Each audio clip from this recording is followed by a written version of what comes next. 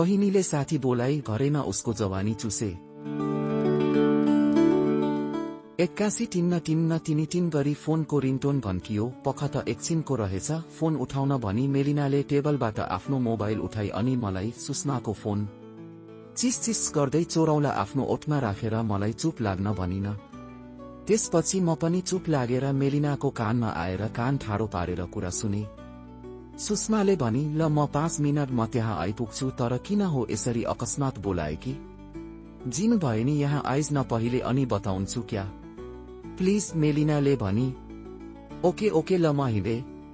केही बेरमा कसैले ढोकामा ढप ढप गरेको आवाज आयो अनि मेलिनाले पक्कै पनि यो त सुषमा नै हुनुपर्छ भनी ढोका खोल्न गइन। नभन्दै सुषमा पो रहेछ। अनि मेलिनाले भनी, अघि त 5 मिनटमा यहाँ आइपुग्छु भनेकी थिइस् त के भयो? किन 5 मिनट ढिला नि? ट्राफिक जाममा परे त्यसैले नि। तँलाई त थाहा नै छ नि आजकलको ट्राफिक, सुषमाले जवाफ दिई। अनि आँखाको इशाराले सुषमाले मलाई देखाउँदै मेलिनासँग सोधी, मेरो दाइ हो अर्थात् मेरो कान्छो अंकलको छोरा हो क्या, बुझिस्? मेलिनाले मलाई देखाउँदै भनी। त्यसपछि मैले हाई भने अनि उनले पनि हाई भनी। बस्न त्यहाँ भनी सोफातिर औंलाले देखाउँदै मेलिना बोली। सुषमा सोफामा गएर बसी। उसले टाइट जिन्सको पेन्ट र टाइट टी सर्ट लगाएकी थिई। उनको मज्जाको दुधको पोको अलग्गै छुट्टिएका थिए। उसको शरीरको बनावट नै छर्लम छुट्टिएको थियो। म चाहिँ त्यही हेर्दै थुक निल्न थाले। ओइ तैले यसरी अकस्मात मलाई किन यहाँ बोलेकी नि? अघि भन्छु भनेको होइन, सुषमाले प्रश्न गरी।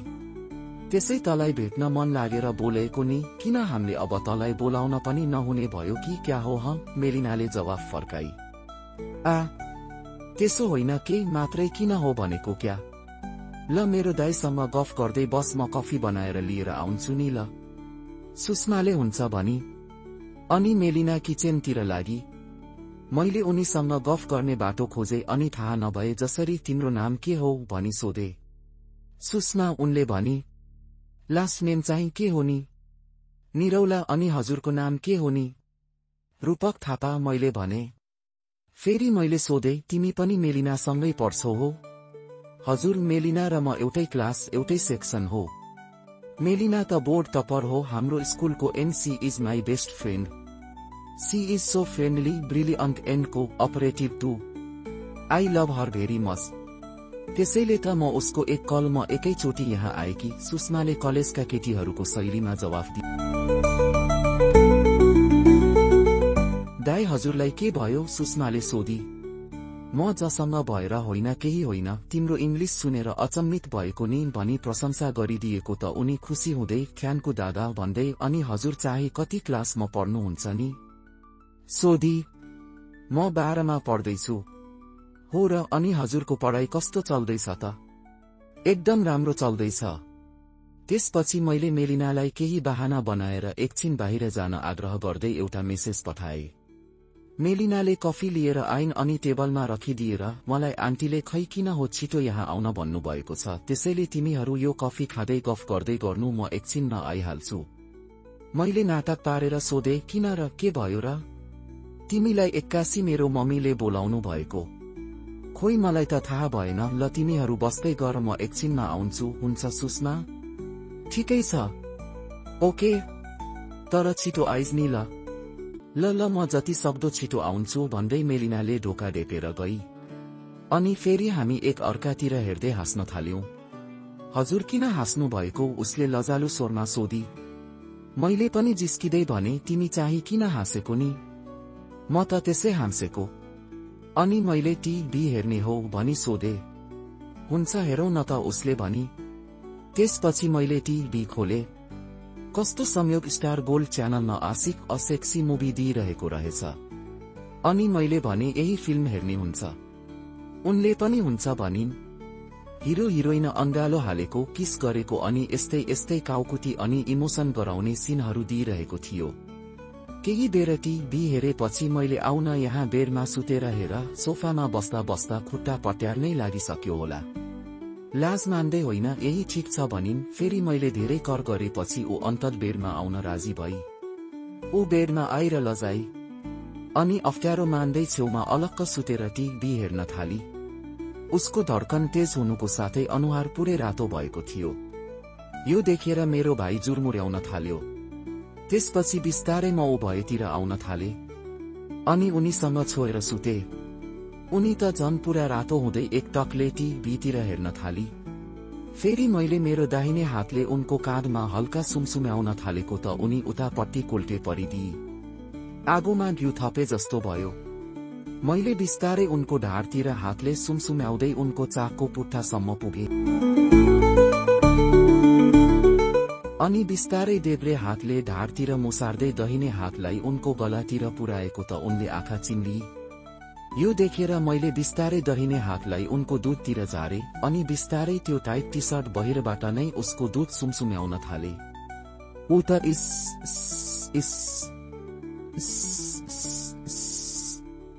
आवाज निकाल्न थालिन्।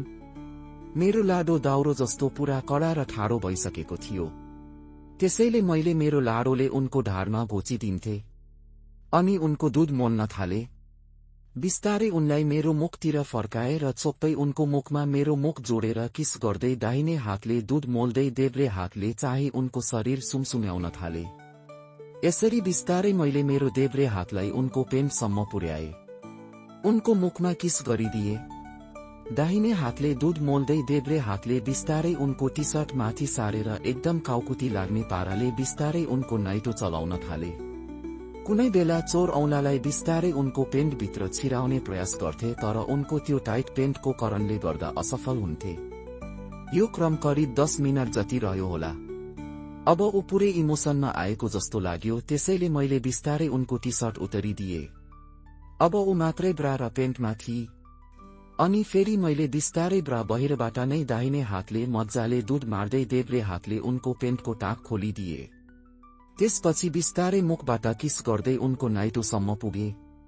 फेरि किस गर्दै उनको खुट्टाको औँलाहरू किस गर्दै स्वाट्टै उनको पेन्ट उतारिदिए। अब त ऊ ब्रा र पेन्टीमा मात्रै थिए। उसको मुखबाट अनायासै उम्मिस्सा हो हिए जस्ता आवाज निस्किन थाल्यो। फेरि मैले बिस्तारै उनको ब्रा पनि खोलिदिए र उनको मुखमा किस गर्दै एउटा हातले दुध मोल्दै अर्को हातको औँला पेन्टी बाहिरबाट नै उनको त्यो कलिलो पुती सुमसुम्याउन थाले। उसको पुल्टी त पुरा भिजेको रहेछ। अनि मैले बिस्तारै उनको पेन्टीभित्र औँलाले चलाउन थाले। उनी आआहाइउ एआओ जस्ता आवाज निकाल्दै थिए। मैले चाहिँ त्यो आवाजलाई इग्नोर गर्दै चोर औँलालाई उसको पुतीको प्वालमा छिराउने कोसिस गरे तर छिर्दै छिरेन। उनी दुख्यो भनेर रुँदै थिए। त्यसपछि मैले उनको पेन्टी पनि खोलिदिए। मैले पनि छिटो छिटो आफ्नो पुरै कपडा खोले। अब हामी दुवैजना जन्मजात नग्न अवस्थामा थियौं। अनि मैले मेरो लाडोलाई उनको पुतीको वरिपरि रगड्न थाले। त्यसपछि उसको पुतीबाट निस्केको पानी सबै मैले खाइदिए। जिब्रोले बिस्तारै उनको पुती रगड्न थाले। त्यसपछि मैले उसको मुखमा लाडो हालिदिए। उनले त भोकाएकी सिंहिनी जसरी मेरो लाडो चुस्न थालिन्। एकैछिनमा मेरो पुती च्यातिदिनुहोस् न प्लिज, मेरो पुतीको सिल तोडिदिनुहोस् न भन्दै जु एम्मी जस्तो आवाज निकाल्दै छिटो छिटो मेरो राजा भन्न थालिन्। त्यसपछि मैले पनि हत्त नपत्त मेरो लाडोलाई उनको पुतीमा छिराए। तर उनको पुती त्यस्तो भिज्दा पनि कति पनि छिरेन। मेरो लाडो नछिरेपछि मैले मेरो लाडोलाई फेरि उनको मुखमा हालेर मजाले चुस्न लगाए। अनि मजाले मेरो लाडोमा तेल दले र फेरि उनको पुतीमा छिराउने प्रयास गरे। यस पटक भने अलिकति छिरेको के थियो। उनी त मरे मम्मी भन्दै रुन थालिन्। हुन पनि उनको पुती एकदम टाइट थियो। उनको पुतीबाट रगत बग्न थालेको थियो। मलाई दया लागेर आउन थाल्यो। फेरि सोचे यस्तो टाइट पुतीमा आफ्नो लाडो छिराउने अवसर अर्को पटक पाइन्छ या पाइदैन। यस्तो मौका पाएको बेला म लाडोलाई उनको पुतीभित्र पुरै नछिराइकन त कहाँ छोड्नु नि भनी उनको मुखमा मेरो मुख जोडेर उनलाई चुप गराए। फेरि मैले मेरो लाडोले मज्जाले धक्का दिएको त मेरो लाडो पुरै उनको पुतीभित्र छिर्यो। उनको पुतीबाट हवालवाल्ती रगत बगिरहेको थियो। ऊ शरीर हल्लाउँदै चल्दै थिइन्। उनी रुन पनि सक्दिनथिन् किनकि मेरो मुखले उनको मुख मज्जाले थुनिएको थियो। सायद उनलाई धेरै खपिन सक्नु दुखेको थियो। म पनि के कम पुरै निर्दयी भएर पुरा दनादन दिन थाले। मैले मजाले मेरो लाडोलाई उनको पुतीभित्र बाहिर गर्न थाले। यसरी करिब आधा घण्टा जति लाडोलाई उनको पुतीभित्र बाहिर गरेपछि उनको पुतीबाट रगत पनि बग्न छोड्यो। अब त उनलाई पनि दुख्न छाडे जस्तो थियो, किनकि उनले पनि तलबाट मलाई साथ दिन थालेकी थिए। त्यसपछि उनको मुखबाट मेरो मुख हटाए। उनको दूध चुस्दै दनादन दिन थाले। उनी ओ आ अझ भित्र मजाले छिटो छिटो मेरो राजा मेरो पुतीको पाल ठूलो पारिदेऊ भनी अन्यासै बरबराउँदै थिए। यसरी करिब 45 मिनट जति चिकेपछि हामी दुवैजना शिथिल भयौं। अनि उनी मेरो लाडोलाई मुखमा हालेर मैले उनको पुती चाट्दै लम्पसार परेर सुत्यो। कति बेला हामी निदाउन पुगेछौं पत्तै भएन। मेलिना आएर पनि सुषमाको दूध सुमसुम्याउँदै मेरो लाडो चुसिरहेकी रहेछ। मेलिनाको यो स्पर्शले हामी दुवैजना बिउज्यौं। अनि मेलिनाले भनिन्, अब बुझ्यौ किन मैले तिमीलाई 81 फोन गरेर यहाँ बोलाएको। हजुरहरूलाई यो नेपाली यौन कथा कस्तो लाग्यो? यदि मजा आयो भने अरू कथाहरू पनि यो च्यानलमा छ। च्यानललाई सब्स्क्राइब गरेर अरू कथाहरू पनि सुन्न नभुल्नुहोला। धन्यवाद। यो कथा केवल मनोरञ्जनको लागि मात्र तयार पारिएको हो, अन्यथा नलिनुहोला। धन्यवाद।